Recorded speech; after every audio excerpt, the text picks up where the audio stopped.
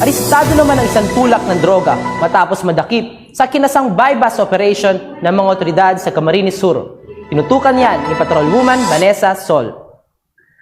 Bog ang isang lalaki sa ikinasang bypass operation ng mga operatiba ng Camarines Sur PNP sa Zone 1, Barangay San Francisco, Poblasyon, Nabua, Camarines Sur.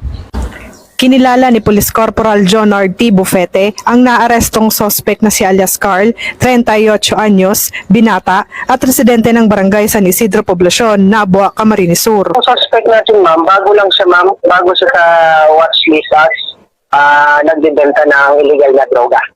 Bandang alas 9 ng gabi nang inilunsad ang operasyon ng pinangunahan ng mga operatiba ng Provincial Drug Enforcement Unit, Provincial Intelligence Unit, Camarines Sur PPO, Nabua PNP at pakikipag-ugnayan sa PDEA Camarines Sur.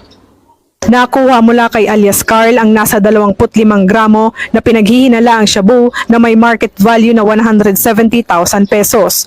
Paglabag sa Republic Act 9165 o Comprehensive Dangerous Drugs Act of 2002 ang kaharapin ng sospek.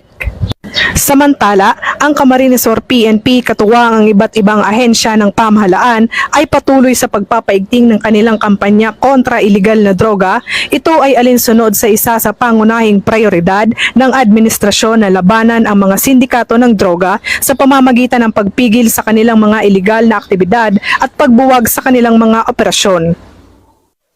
Pinapabot po ng Nabua NPS na hindi po titigil ang kapulisan ng Nabua NPS sa pagsugpo po sa ganitong mga uri ng illegal na aktibidad, lalong-lalo na dito sa bayan ng Nabua po. Ang Nabua NPS po, maasahan po ninyo na tuloy na gagawin ang trabaho para po tuloy nang masugpo ang ganitong mga illegal na gawain. Mula dito sa Camarines Sur PPO, ako ang inyong PNN correspondent, Patrolwoman Vanessa Sol, alagad ng batas, tagataguyod ng balitang pulis. Maraming salamat, Patrolwoman Sol.